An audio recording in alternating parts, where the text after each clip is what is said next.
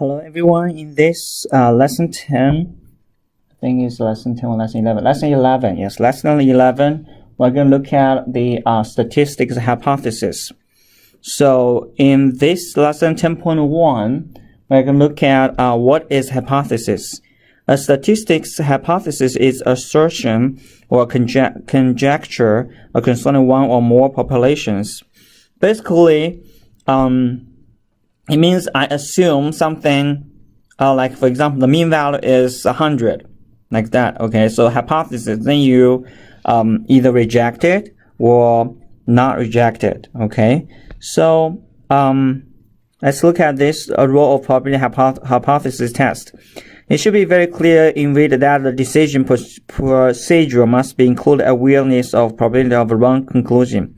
For example, suppose that hypothesis postulated by engineering that a fraction defective p is process 0.1. The experiment is to observe a random sample of product questions. Suppose that 100 items tested and 12 items are found to be defective.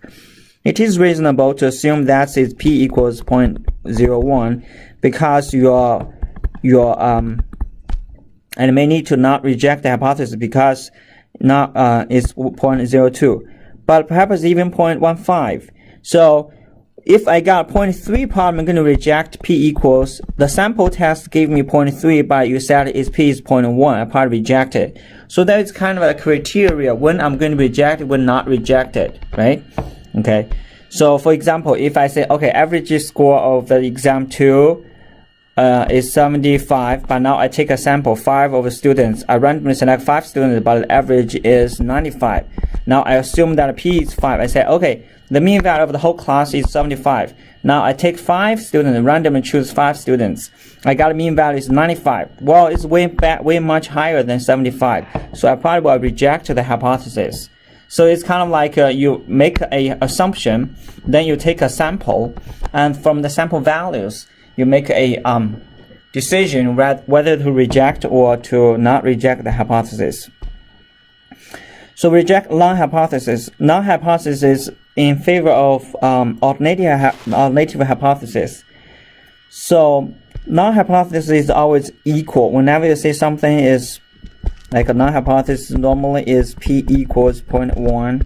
Non-hypothesis is mu1 equals mu2. A lot of times non-hypothesis is just equal something. Then the alternative hypothesis is either sometimes is bigger than or smaller than or not equal. Okay. So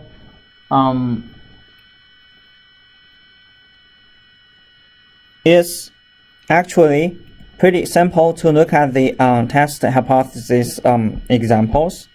First, let me say, for example, let me see an example. Okay, type 1 error. So when you reject the hypothesis, it's possible that you make a mistake. You should not reject it, right? Or you fail to reject it, but you should reject it. So now we have two types of error. The type 1 error is reject non-hypothesis. H0 is non-hypothesis, okay? So you reject it. But you make a mistake. Reject, but make a mistake. The mistake is you should not reject, right? Should not reject. And this is type 1 error. You reject it, but you should not reject is the type 1 error. The second one is you fail to reject, but you should reject it. That's the type 2 error. Okay. So fail to reject, but you should reject is type 2 error. Reject, but should not reject is type 1 error. Alright. We will have some examples in the homework. I will explain to you later. So the role of alpha and beta and the sample size.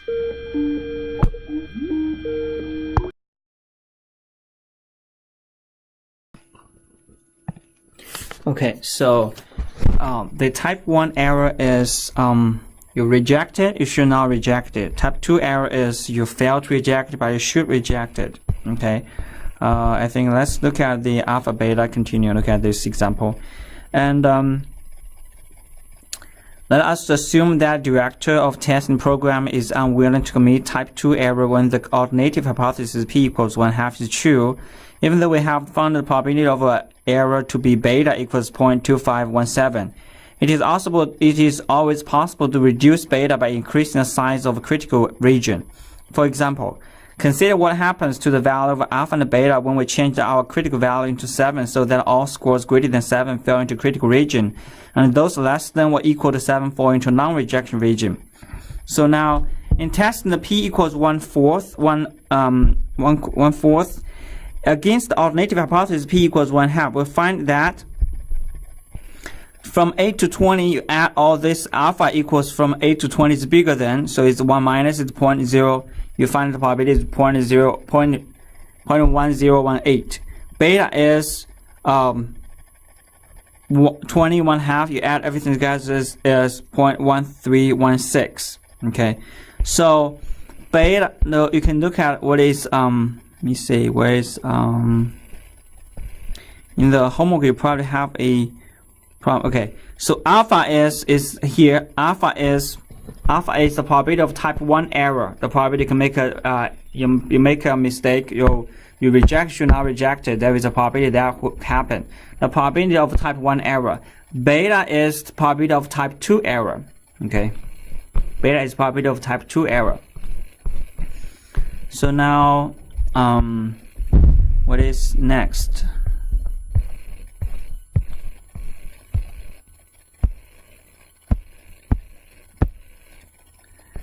Okay, so let's look at an example of this. Okay, for example, this example, the probability of committing type 1 error is what level of significance of a test is equal to the sum of the errors that we have been shading in each tail of the distribution. So when actually p is true, mu equals, for example, mu equals 68. Now we reject it. We said, okay, p not equal 68. We reject it. Okay, we reject it, by which we should not reject it.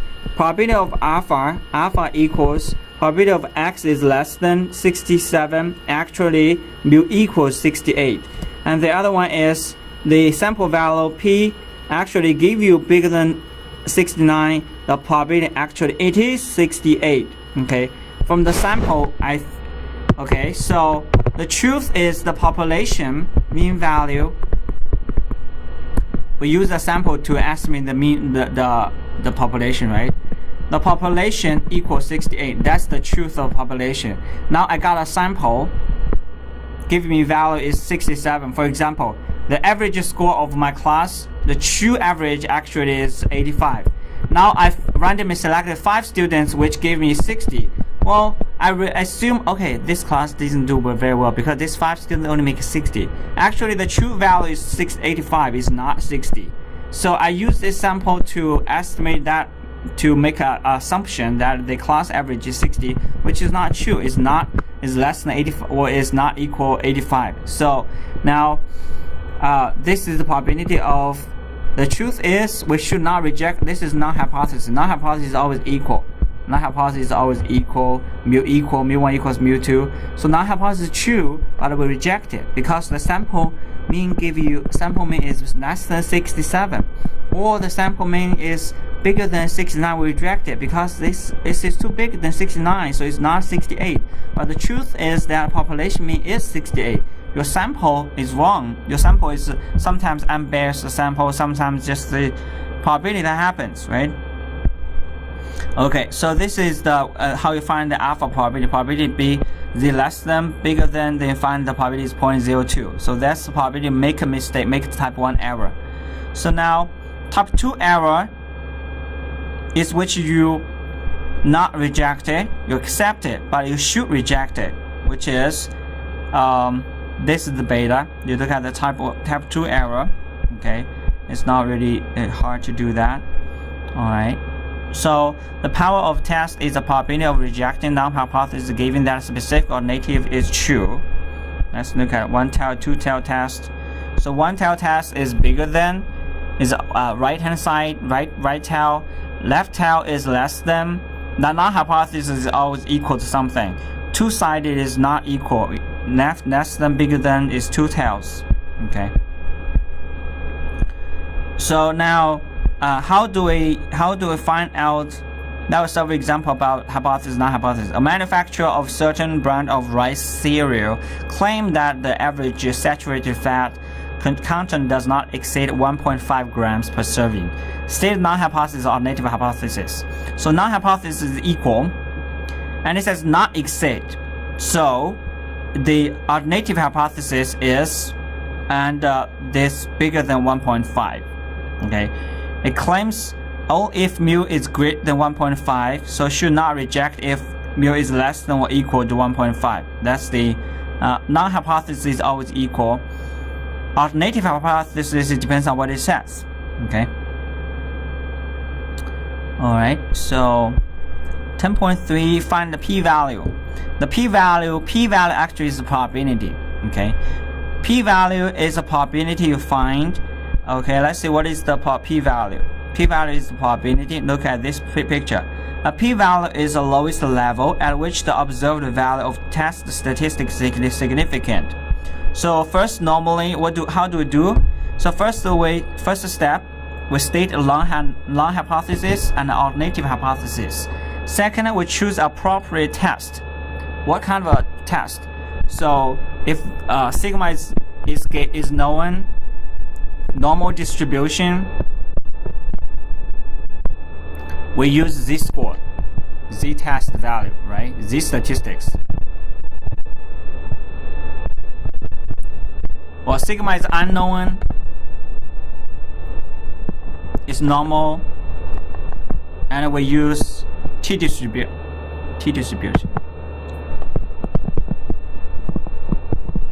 Okay, that's what we do.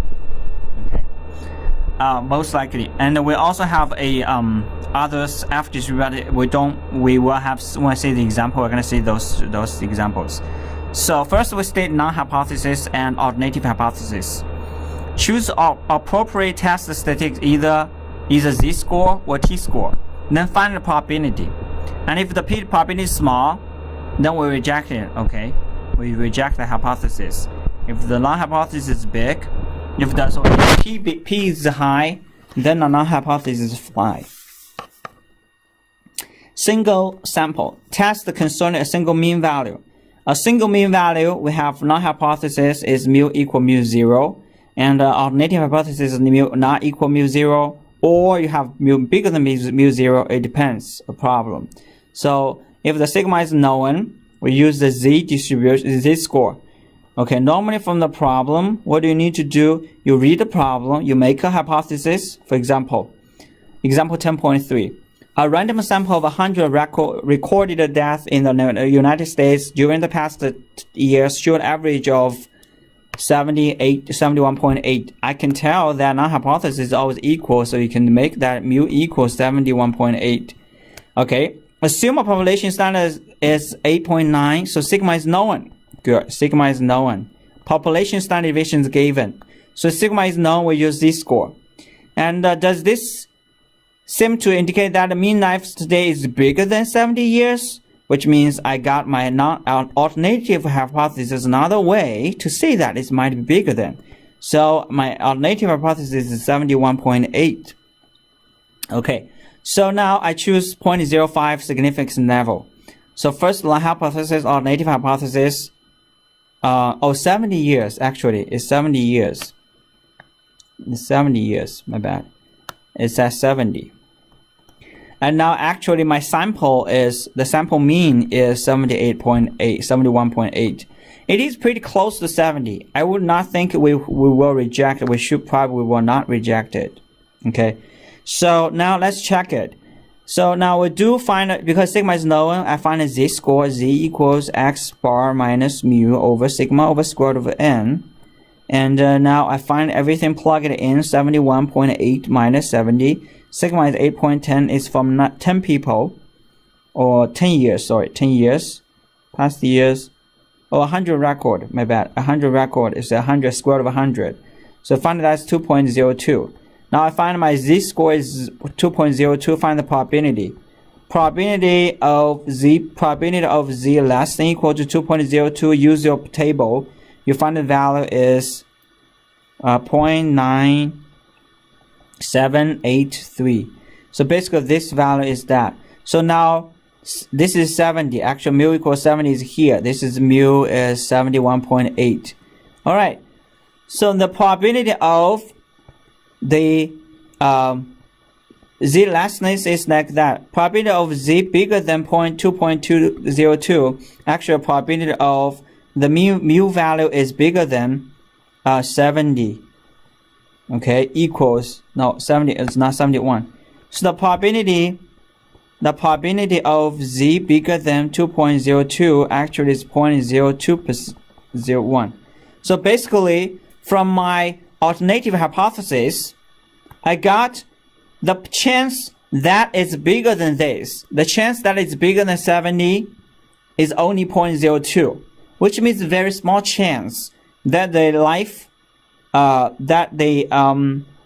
lifespan is bigger than 70. Is bigger than 70. Okay, there is a very small chance that it will happen. Only 0.02 chance that it's bigger than this point. So now I will not be able to reject the null hypothesis because my alternative hypothesis is not right. I failed to reject the null hypothesis. I cannot reject it because I don't have any evidence. Okay. So from here, the evidence of H1, the alternative hypothesis, is even stronger than the last steps that is suggested by that. Okay. So the evidence in favor is not even stronger than that suggested by that one. So it means we should not reject p small. Then we should reject the null hypothesis. My bad. Okay, we should reject the null hypothesis. So we compare with the 0.05. This is smaller than 0.05. So, okay. So this is 0.05. Now the number is here. Is even too far away from 70. So I should reject it. It's 71.8. It's right here. This is 0.027. So the area. This is my criteria. If it's something here, I not reject. If it's here, if here, not reject. If here, reject. This is reject area. This is not reject area. So now it's even here. So definitely I will reject it. So reject a null hypothesis, which means that I assume that yes, it is greater than 70 years.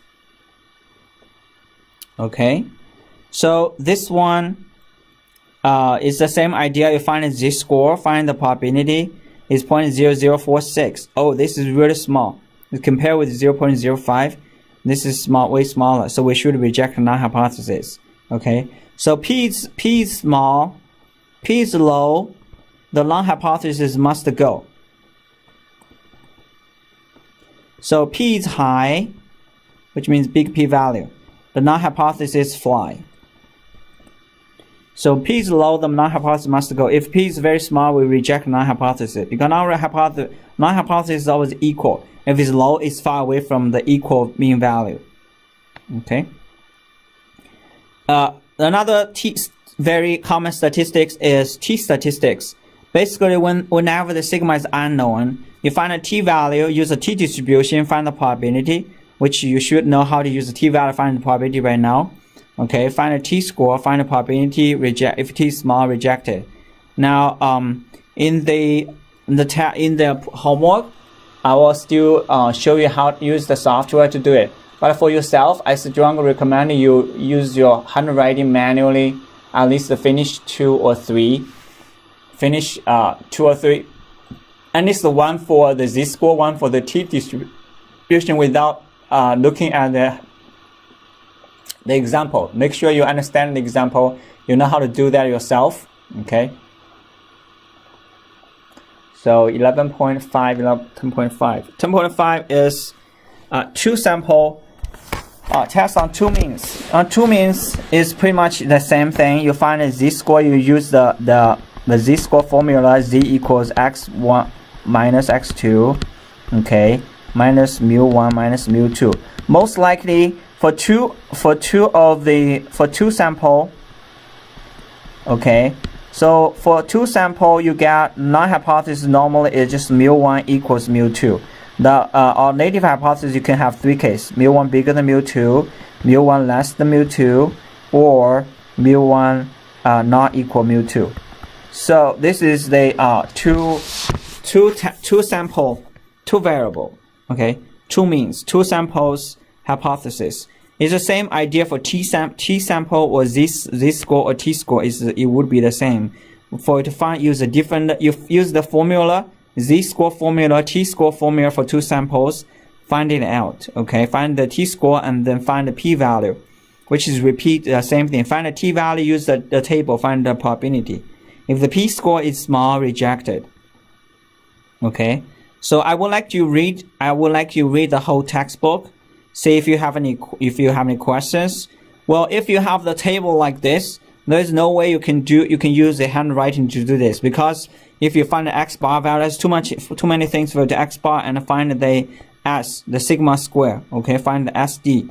It's very hard for you to find this if you just use handwriting. So you must, if it's the table like this, you must use the StatCrunch or Excel to do all of the statistics works. Okay, so 10.6 is the choice of sample size or test values. Basically, 10.6 is kind of like a summarize of tests concerning means. Okay, one sample, sigma is known, sigma is unknown.